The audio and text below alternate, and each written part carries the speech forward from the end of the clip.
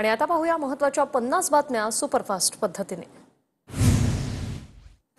पुढील 24 तासांसाठी रत्नागिरी, सातारा, पुण्यासह कोल्हापूर आणि सिंधुदुर्गाला ऑरेंज अलर्ट। रत्नागिरीतील जगबुडी नदी शहरा पातळीवर। प्रशासनाकडून नागरिकांना सतर्क राहण्याच्या सूचना। परभणी जिल्ह्यात पावसाने विश्रांती घेतली, मात्र शेतकऱ्यांकडून पेरणी सुरूच। पूर्णा तालुक्यात बैलांच्या सहाय्याने शेतकऱ्यांकडून सोयाबीनची पेरणी। काल दुपारपासून कोल्हापूर शहरासह ग्रामीण भागात पावसाची उघडीप, मात्र पंचगंगा नदीच्या पाणी पातळीत तब्बल 12 फुटांची वाढ। 18 बंधारे पाण्याखाली गेल्यामुळे वाहतूक विस्कळीत। पावसाळ्याच्या पार्श्वभूमीवर केडीएमसी अलर्ट मोडवर। केडीएमसीच्या 22 प्रभागात 22 सक्शन पंप बसवले, तर वरळीच्या 8 ठिकाणी कायमस्वरूपी यंत्रणा। गडचिरोली जिल्ह्यात काल झालेल्या पावसामुळे शेतकऱ्यांना फायदा। शेतकऱ्यांकडून कापसाच्या बियाण्यांची लागवड सुरू।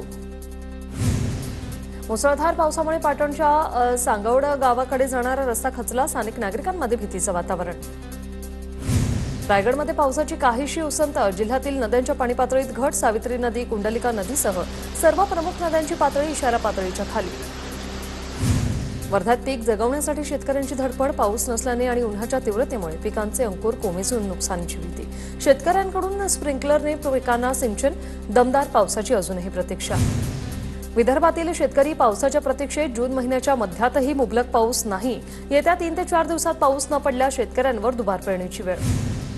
नंदुरबार जिल्ह्यात खरीप हंगामाची तयारी पूर्ण। शेतकऱ्यांकडून बियाणं आणि खत खरेदी। शेतकऱ्यांकडून सर्वाधिक कापसाची बियाणं खरेदी। बोदवड तालुक्यात जोरदार पावसाअभावी आतापर्यंत अवघी 25% क्षेत्रावर पेरणी। अजूनही 75% पेरणी बाकी। चांगला पाऊस न पडल्याने पेरण्या रखडल्या। यंदा मक्याचा पेरा वाढणार, तर कापसाचं क्षेत्र कमी होणार। जळगावच्या रावेर तालुक्यातील 3 गावांना वादळी वाऱ्याचा तडाखा। केळीच्या बागा जमीनदोस्त। सुमारे 45 लाख रुपयांचं नुकसान झाल्याचा कृषी विभागाचा प्राथमिक अंदाज। विक्रोळी सूर्यानगर परिसरातील धोकादायक डोंगराळ भागाला शिंदेंची शिवसेना संरक्षण जाळी बसवण्यास सुरुवात। याच भागात दरड कोसळून मोठी दुर्घटना घडली होती। परशुराम घाटात भिंत कोसळल्यामुळे मातीचा सर्व मलबा पानकरवाडीत वाहून आला। पेढे गावातील नागरिकांच्या अंगणात माती वाहून आली। माती हटवताना गावकऱ्यांची मोठी दमछाक। कोल्हापुरात पंचगंगा नदीची पाणी पातळी 7 फुटांनी वाढली। गगनबावड्यासह 5 तालुक्यात अतिवृष्टी। राधानगरी धरणातून प्रतिसेकंद 2500 घनफूट पाण्याचा विसर्ग। अमरावती जिल्ह्यातील अनेक प्रकल्प अद्यापही कोरडे। जिल्ह्यातील 56 प्रकल्पांमध्ये 421.47 टीएमसी पाणीसाठा उपलब्ध, तर 48 लघु प्रकल्पांपैकी 27 तलाव अजूनही कोरडेच। धरणगाव तालुक्यातील नांदेडच्या शेतकऱ्यांनी भाव न मिळाल्याने 14 बिघे फळभाजीवर ट्रॅक्टर फिरवला, तर फळभाजीला अवघे 2 रुपये किलोचा भाव। उत्पन्नापेक्षा अधिक खर्च असल्याने निर्णय।